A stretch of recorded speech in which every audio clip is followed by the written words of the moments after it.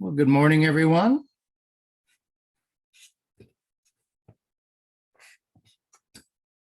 Welcome to this,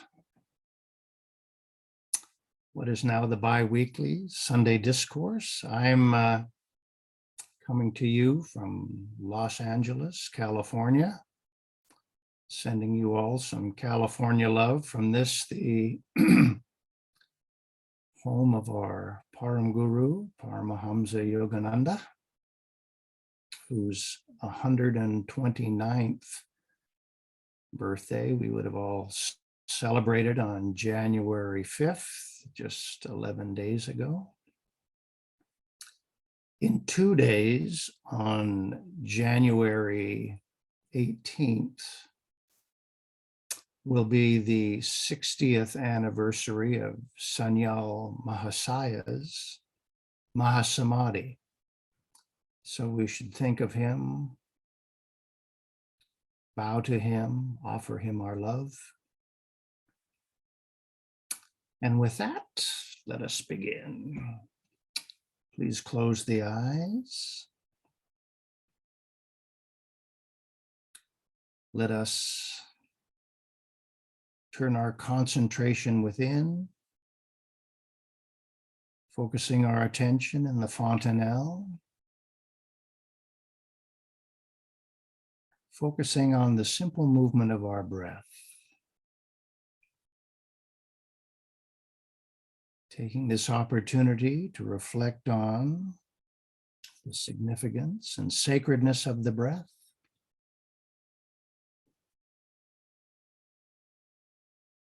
assuming our basic posture as we've been taught,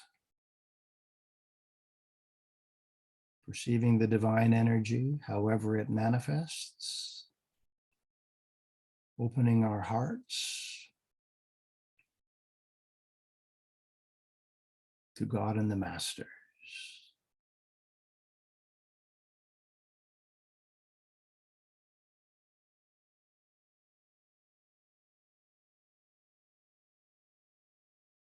Let us begin chanting Om 3 times together. Om.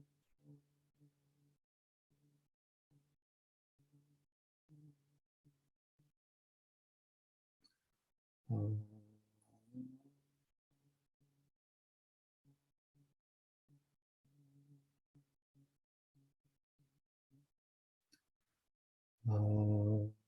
Om.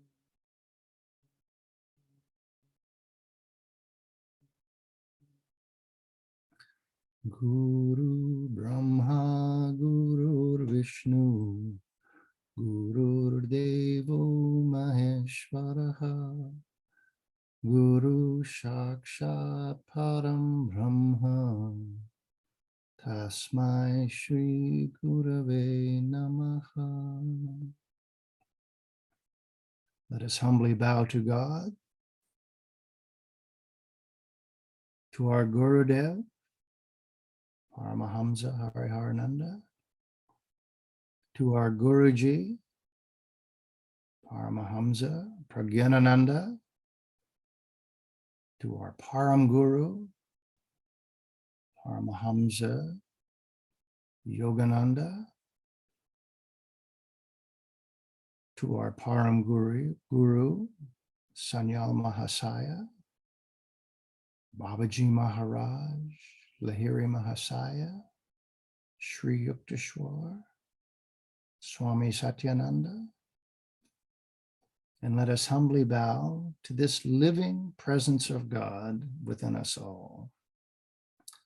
Om Sahana Bhavatu, Sahana Bhunaktu, Sahaviryam Karabhavahai, Tejasvi Navaditamastu, Ma Vidvishavahai. Om Shantihi, Shantihi, Shantihi.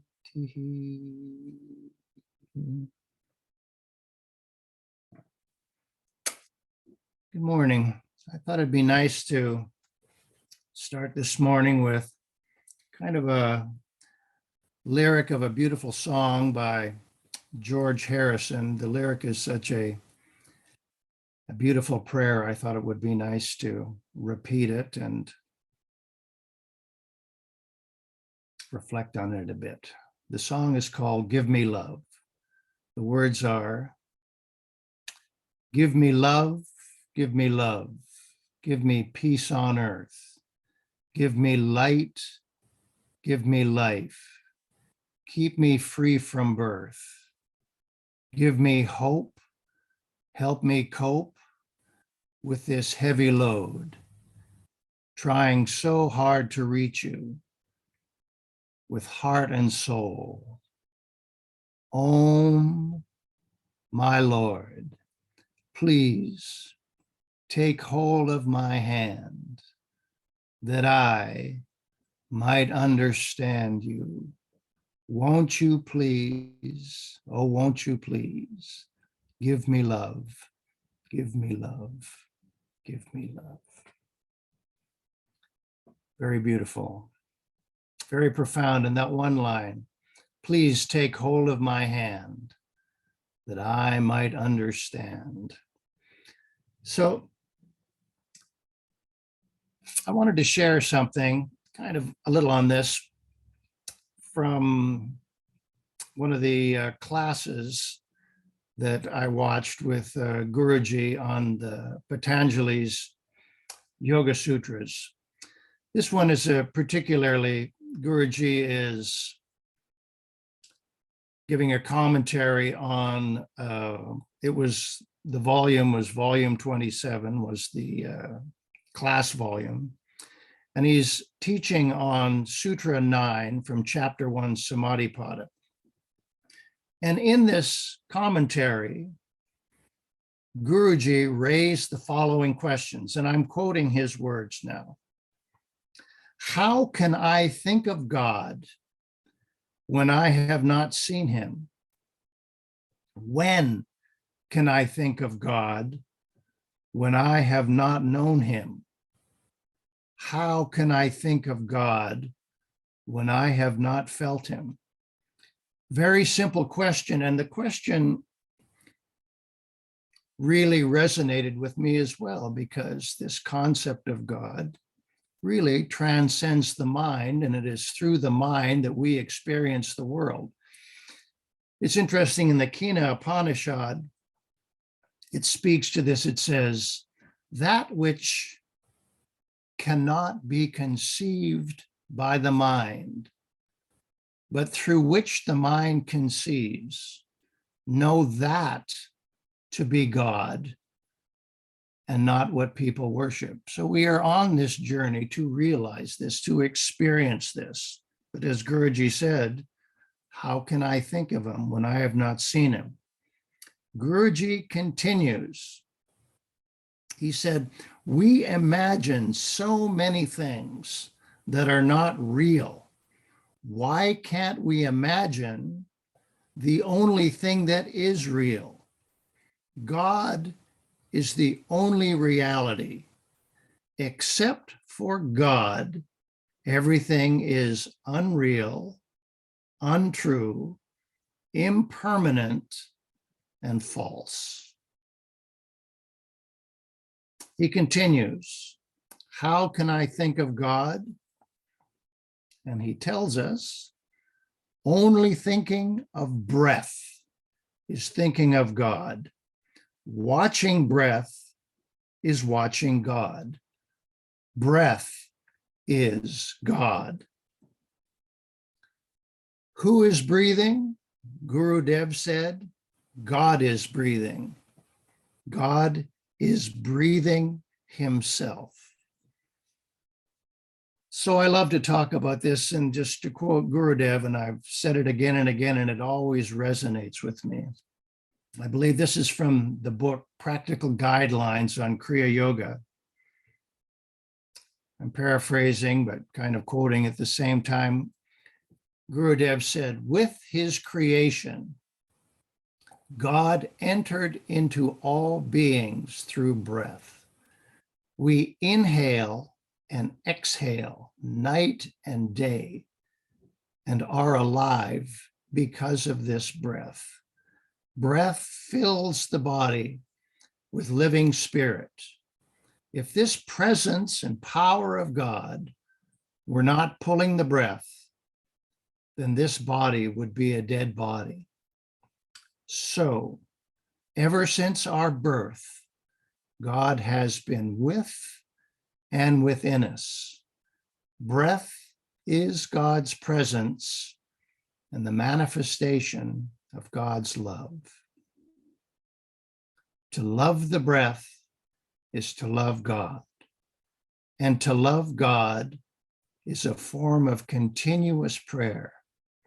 Living a life of breath consciousness is the true spirit of religion and the practical way to love God.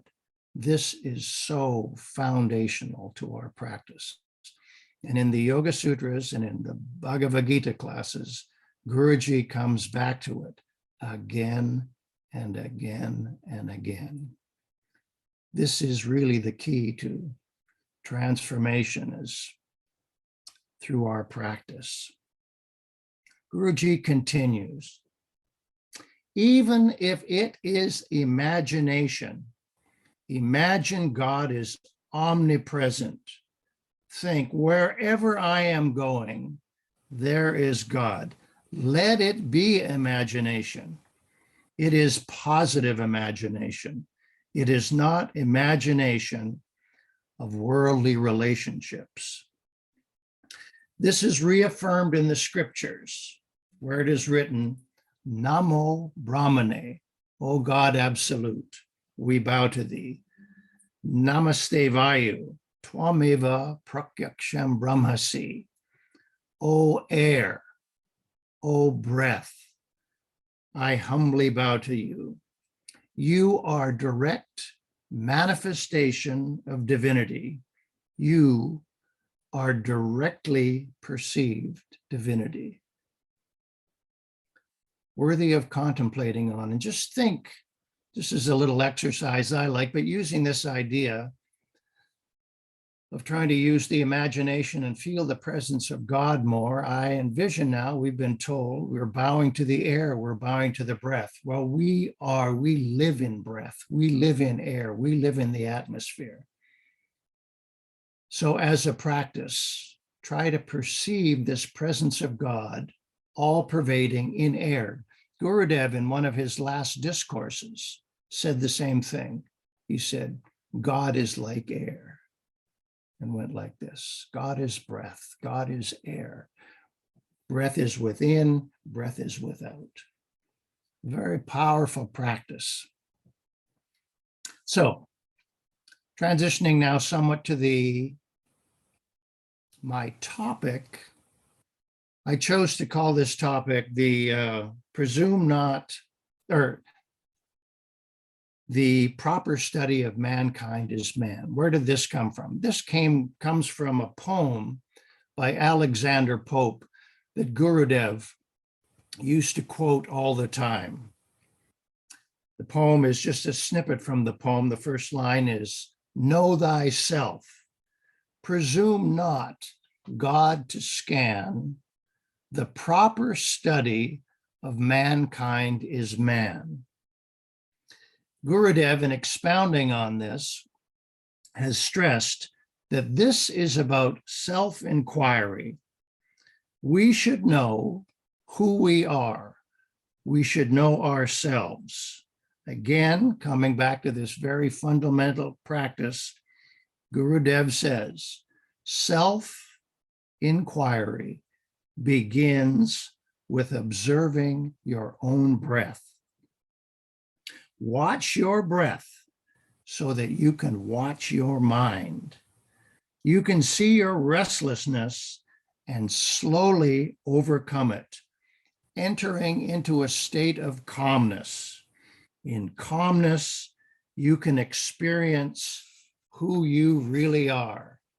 And Gurudev often quoted that calmness is godliness. And when we think of it, this calmlessness is taking us into deeper and deeper and deeper states of consciousness. of meditation. So,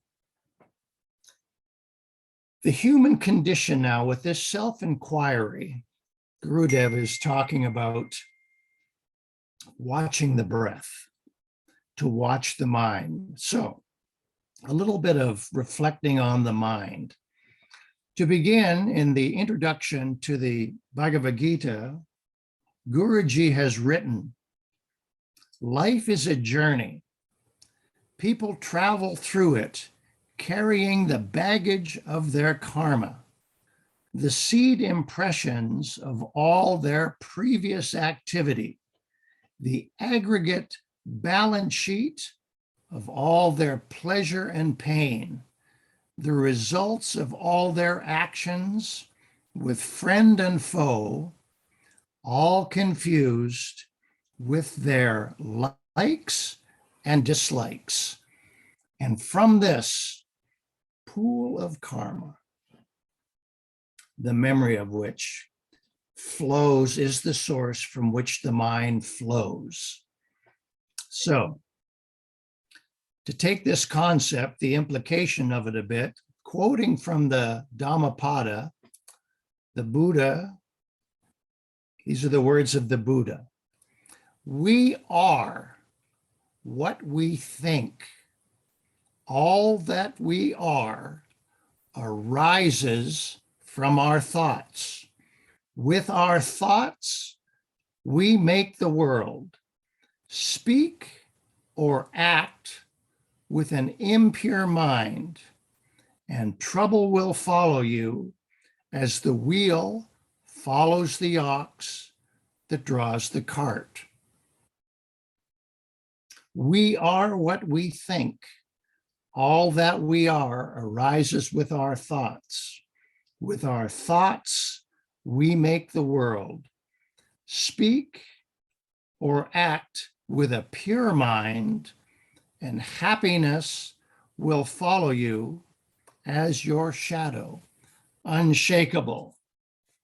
Guruji stresses again and again, as we think, so we become. So impure and pure thoughts. For me, a simple way of thinking of this is impure thoughts basically are negative thoughts. Pure thoughts are positive thoughts. And negative thoughts, I find, close the heart. Positive thoughts tend to open the heart. And we have these both dynamics within us. Gurudev has written, according to the will of God, man is acted upon by two powerful forces. One is centripetal and one is centrifugal. The centrifugal force is extrovert by nature and therefore draws man towards the external world, taking us outside, dissipating all our energy and engrossing us in illusion, delusion, and error. But Gurudev says we must realize that this centrifugal force is merely a different manifestation of the centripetal force, that which is pulling us within, which is the Atman, the soul, the self. So we have these two very strong dynamics within us, one pulling us up and one pulling us down. This is metaphorically really brought to life in the Bhagavad Gita. On this, in a talk Guruji gave just around Christmas, he basically, giving one of his silent discourses, he wrote, life is a battle in the battlefield of the world. It is like the battle of the Mahabharata. Each one's life is a battle. each one's inner life is divided, like the Pandavas and the Kauravas. Pandavas represent the higher mind, the intellect. Kauravas are the lower mind. Lower mind with ego, jealousy, and emotions pulls the higher mind down. It is like a tug of war. Pandavas were born in the Himalayas in a hermitage. The Kauravas were born in the palace of Hastinapur. Pandavas spent their childhood in nature. Kauravas spent their childhood in pleasure. The Pandavas are values and virtues in life. The Kauravas represent asuric and animalistic characters in life. Their difference we can find in our own life. Sometimes we are very nice, humble, and God conscious. Sometimes we have ego, jealousy, intolerance, and revengeful attitude. If we hold God, we will be like the Pandavas. If we hold the world, we are like the Kauravas. The choice is ours. And I'm reminded of an interesting story that I heard. It kind of comes from the Native American tradition, where an elderly Indian man, perhaps a chief, but certainly a warrior, was speaking to his grandson. And he tells the grandson, "My child, within you, there are two wolves. One wolf is negative. It is anger. It is frustration. It is hate. It is greed. Your other wolf," he said, "is positive. It's love. It's compassion. It's kindness. It's generosity. These two wolves live within you. These two wolves live within me. And there is a constant battle between them." And the young boy thought for a minute and then said to his grandfather, "Grandfather, in this battle between these two wolves, which wolf will win?" And the grandfather answered, "The wolf that will win is the wolf that you feed." Quite profound. So, presume not God to scan, know thyself, the proper study of mankind is man. We have this battle raging within us. So it's wise, knowledge is power, and in the art of war, it's good to know your enemies. So it's been in the Bhagavad Gita, speaks of 6, inner enemies. So I thought we could talk about them briefly, and then perhaps reflect on some virtues. So these 5 inner enemies, the first is kama, desire. So desire, creation, it is written, is the seed of desire. So desire is within us. The human condition is such that because of Maya, not knowing who we really are, we have created a false identity. This is our ego. But we feel incomplete, and so we look to find fulfillment and completion without. This is this centrifugal force that Gurudev speaks of. And in our practice, in our teaching, we talk about the different nature of the desires. In the throat center, we have these philosophical, religious desires. In the heart center, we have social, emotional desires. In the navel center, we have desire for food and drink. In the second center, we have desire for sensual pleasure and intimate relationships. In the bottom center, we have the desire for wealth and power. So these desires are endless. Desire is interesting because once again, it can be directed either up or either down. The Buddha, in his Four Noble Truths, says the second noble truth, that the cause of all misery is craving and attachment. This is desire that has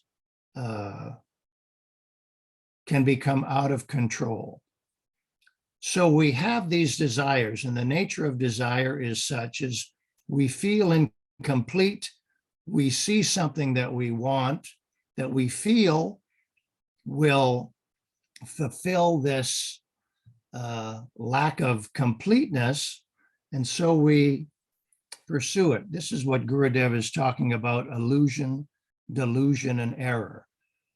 Feeling that the delusion is that this fulfillment is going to give us peace, and the illusion of this peace found in whatever it is we're pursuing. And this is our big error, seeking to find peace without, when, as the masters have taught time and again, real happiness comes from within. Because as Guruji has spoken about, what happiness is not in the objects itself. Happiness is attaining the state of the quiet mind. In the quiet mind, then, that peace, happiness, bliss, joy, which is our real nature, can manifest when the mind is quiet. So the key to happiness is really this ability to quiet the mind. However, with this dynamic, we do get temporary happiness, but it is fleeting. So we pursue whatever it is we are. It generates motivation, generates action, which brings a result, which are either suffered or enjoyed, which then leaves a seed impression, which is stored in the memory, which then later awakens again to create the desire again, which then produces the action. And we get on this wheel, this cycle. So the nature of then, this is kind of a major condition in our life that we need to realize the dynamic and then deal with it appropriately. Because as stated, these desires can pull us down, or it is the desire that pulls us up.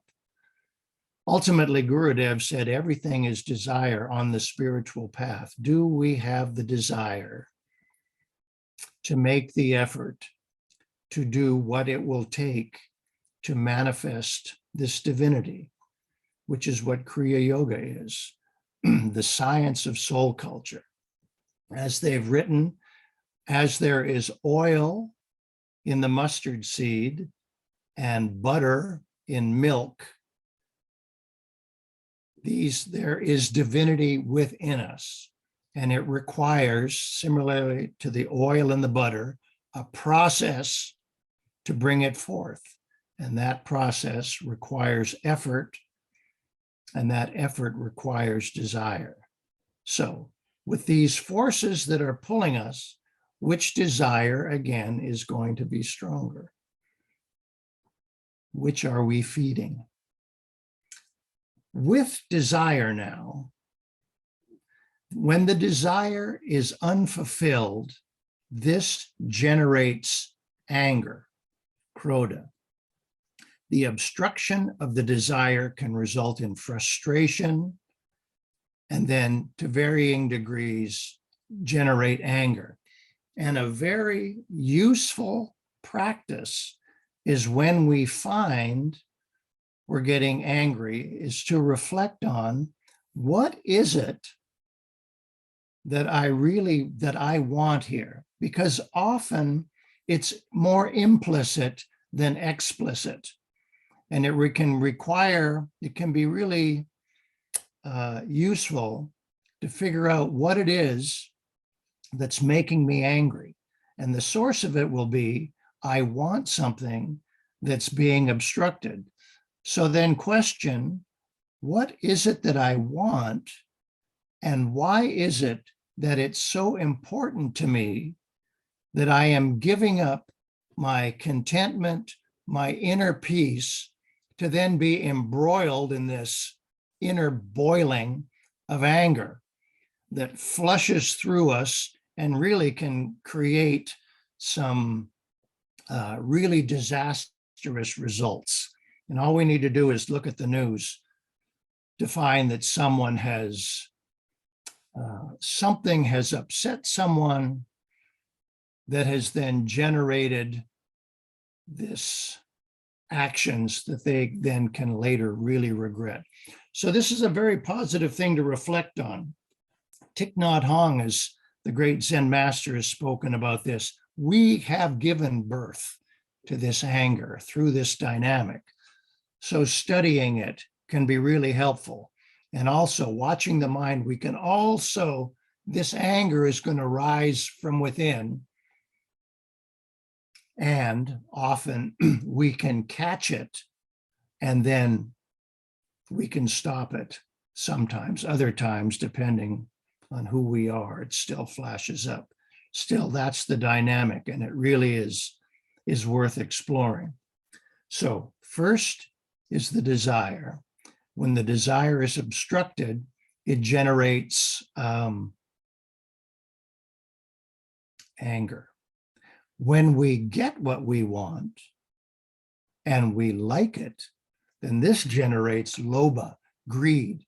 We want more and more and more. And the Bhagavad Gita talks about these three, kama, krodha, and lobha, as the gates to hell. And all of them need to be, this is again, this studying our own mind, our own self-inquiry, not letting the mind dictate these dynamics. Continuing then, so the fourth is moha, infatuation, attachment. So desire, we see something, an illusion of it. I think we see it and it paints a picture that we think, oh, we're going to really be content. We're really going to be fulfilled. This is really going to give us what we want. But this is illusion again. This is infatuation. There are those that say that the mind really wants to want more than it wants to have. And part of that dynamic is the natural tendency or imaginative quality of the mind that generates this infatuation and also attachment to things, is this moha. The next is moda, which is pride, arrogance, and often manifesting in a superiority complex or a sense of self-pride, a sense of, again, illusion, arrogance, because ultimately nothing belongs to us. Everything belongs to God. Everything is the gift of God. To remember that is very positive and very helpful, because once again, this arrogance can create a lot of trouble. The idea, I am what I have. Oh, look at me, look at what I have. So something to consider again. And lastly, the sixth is matsarya, jealousy, envy that comes through comparison. So they're talking about, again, these inner enemies, desire, anger, greed, infatuation, pride, arrogance, jealousy, and envy. Guruji has taught in his classes the 3 more impurities of mind from Adi Shankaracharya. Adi Shankaracharya lists 6, 3 of the first being raga, liking, preference, attachment, again, jealousy, and dvesha, hatred, anger, etc., which we sort of touched on. But he speaks of 3 more, which I found to be really worthy of a lot of reflection and very powerful inner dynamics of our own mind. The first is revenge, thinking to harm others, to get back at others for some imagined insult or slight. And as we watch our mind, particularly if we watch our own inner dramas, are these inner reveries that the mind projects, notice how often we seek to get back at someone in varying degrees. It's a very powerful thing because the ego is really very sensitive and can get very upset. And again and again and again, whirlpools keep coming back about thinking to harm others, to get back at others. The second, again, a fourth is intolerance, imposing or finding fault in things or people, a judgmental attitude, over hypercritical, and reflecting on that. What is it that this is really ego generated as I see it? Somehow, again, this sort of intolerance maybe comes sort of as a related once again to this jealousy and envy, or a byproduct of it. So we're a little jealous, we're a little envious. And so one way we can kind of justify it perhaps is by being critical, a fault-finding nature. And the last one is the inability to digest insults, harsh words, or situations, criticism, and humiliation. And this, being insulted, really hits the ego. And then the ego then can respond with either finding fault with the source that distressed us in the first place, or again, revenge. But once we I know for me, this was very kind of an eye-opener to see these dynamics, because so much of it, like I mentioned, is implicit rather than explicit. And when we sort of watch it and start to see, it can be very helpful. These thoughts will come. The mind generates it, the mind projects it. And Gurudev says, when these negative thoughts come, we should turn them back to God. That a yogi's mind should be peaceful, positive, and proactive if we want to live more and more in a state of peace and contentment and joy. So those are 12, I guess, as it turns out, different attributes of these enemies within. So what are some virtues? Well, there are many, but I like to focus on just something that Gurudev wrote.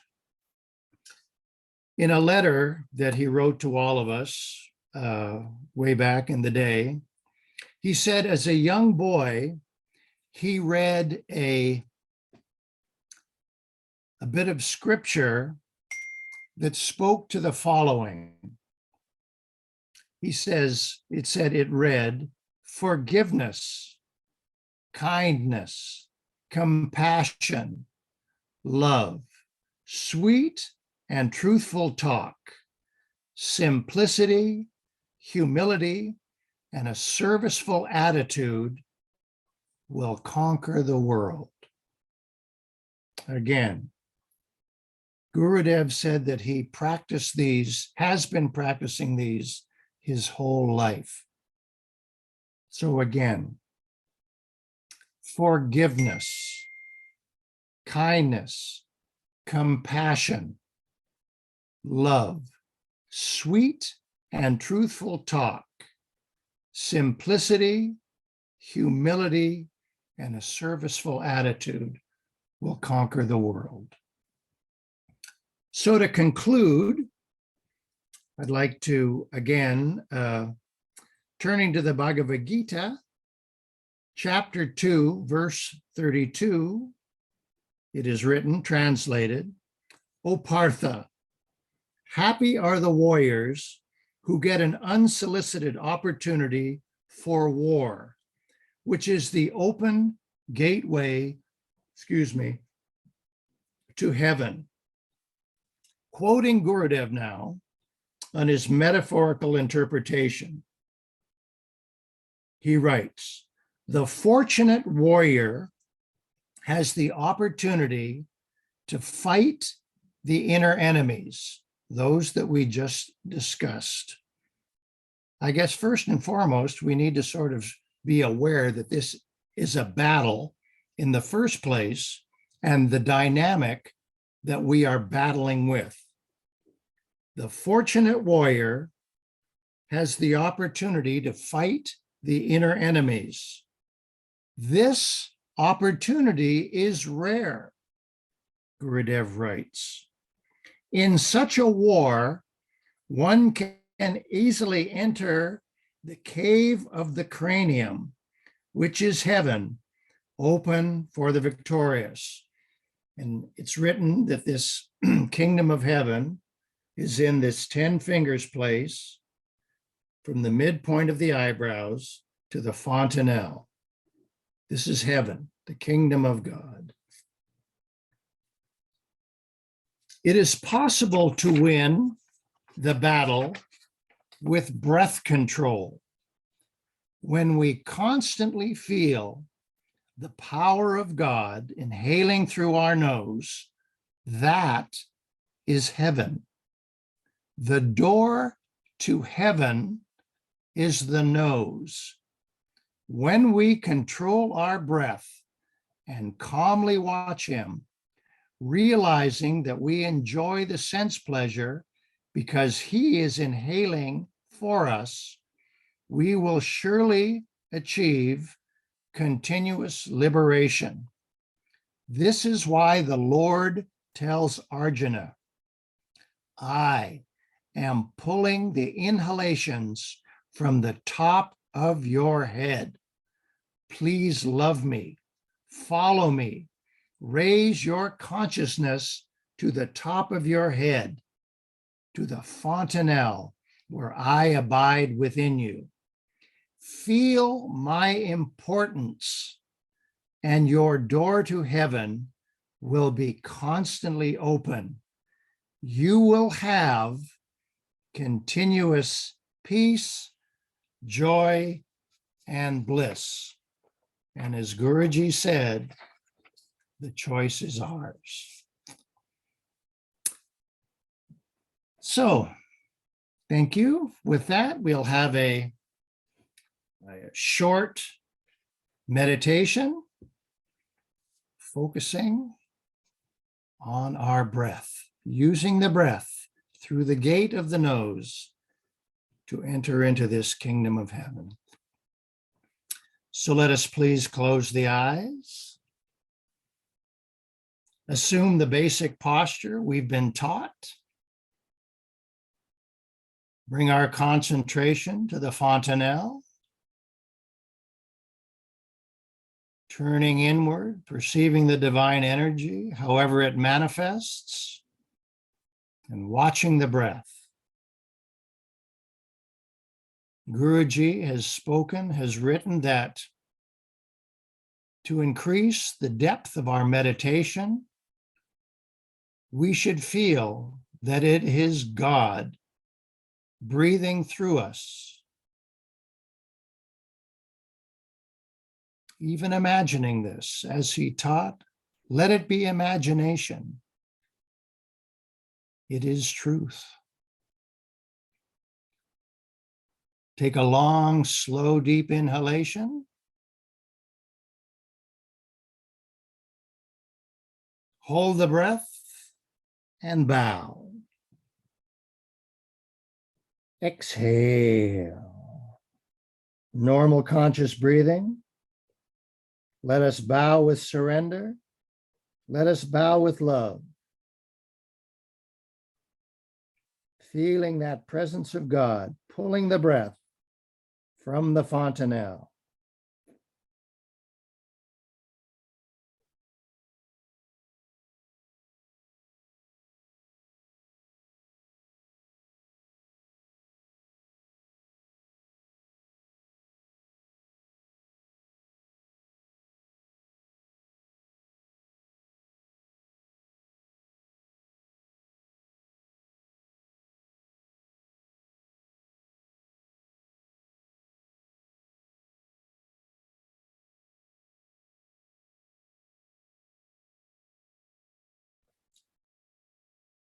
Please inhale, long, slow, deep.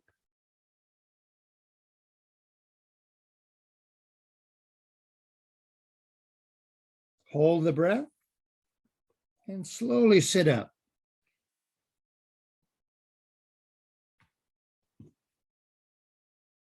Exhale.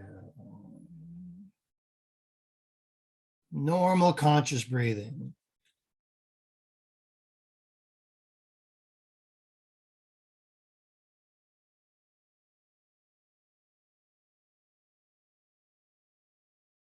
Let us now take 12 long, slow, deep inhalations. Inhaling love, exhaling peace. Please inhale, long, slow, deep.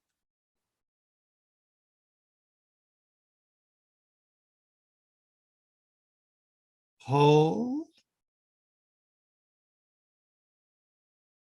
Exhale, peace.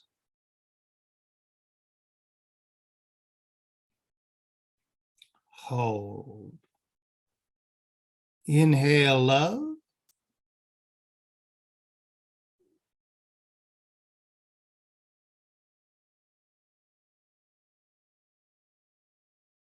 Hold. Exhale, peace.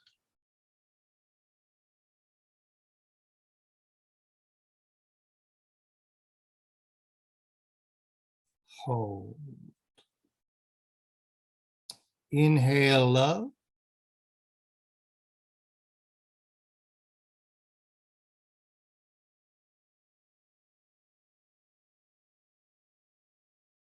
Hold. Exhale, peace.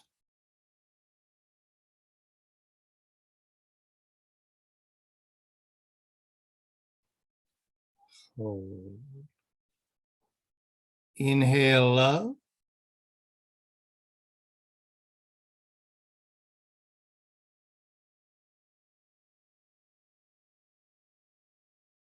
Hold. Exhale, peace.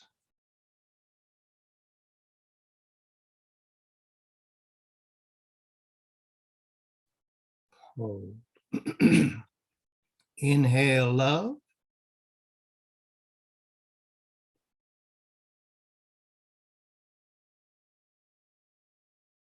Hold. Exhale, peace.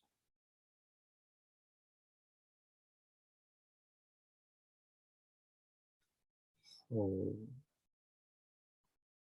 Inhale, love.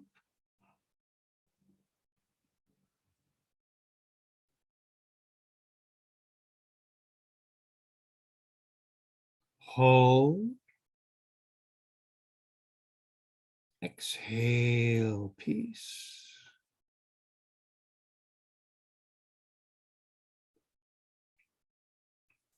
Hold. Inhale, love.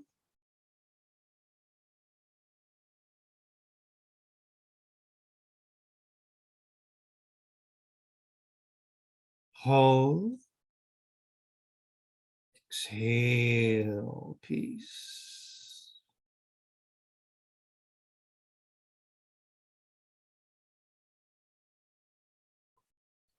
Hold. Inhale, love.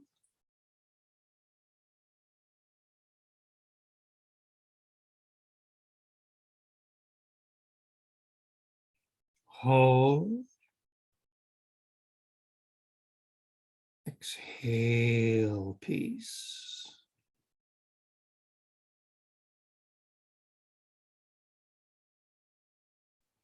Hold. Inhale, love.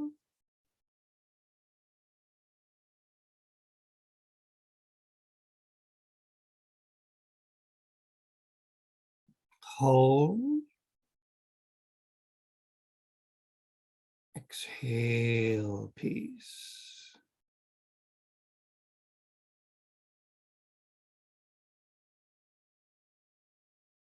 Hold. Inhale, love.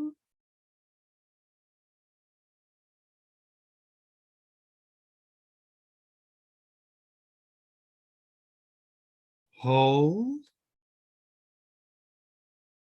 Exhale, peace.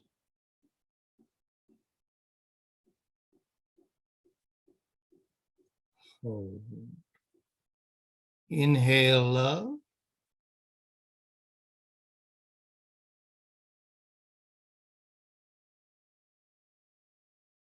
Hold.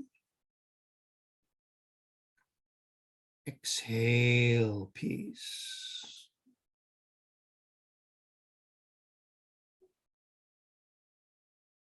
Hold. Inhale, love.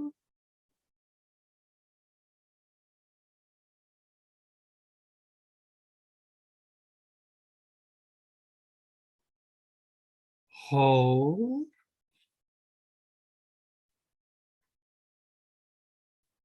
Exhale, peace.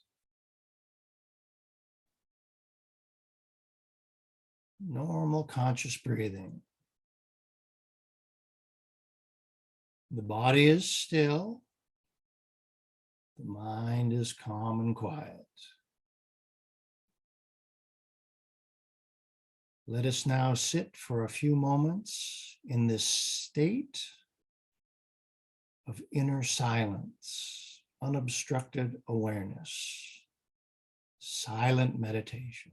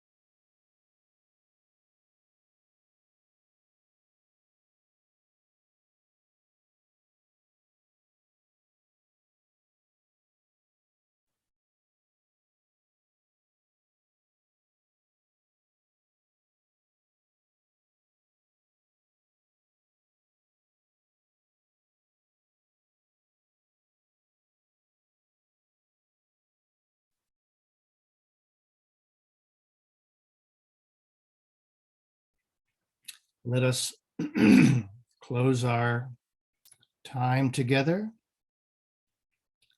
as instructed by Guruji to chant the Maha Metronjaya mantra 5 times together.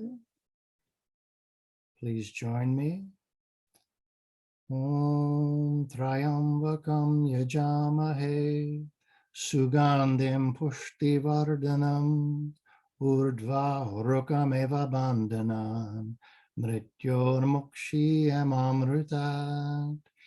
Om Trayambakam Yajamahe Sugandhim Pushtivardhanam Urdhva Rukameva Bandhanan Mrityormukshiyamamrutat.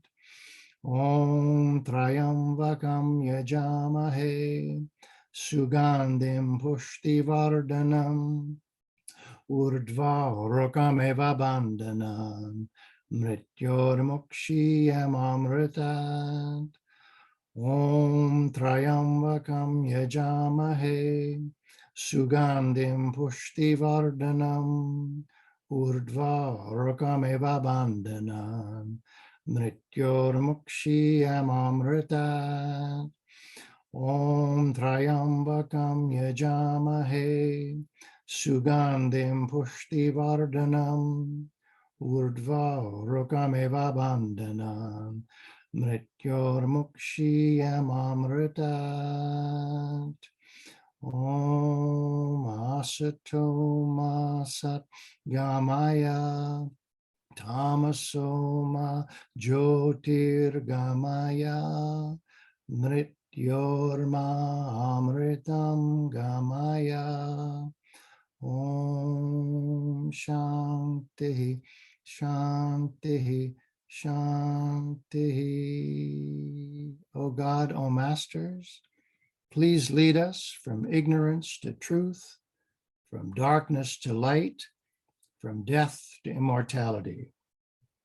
May the blessings of God and the Masters be upon us all.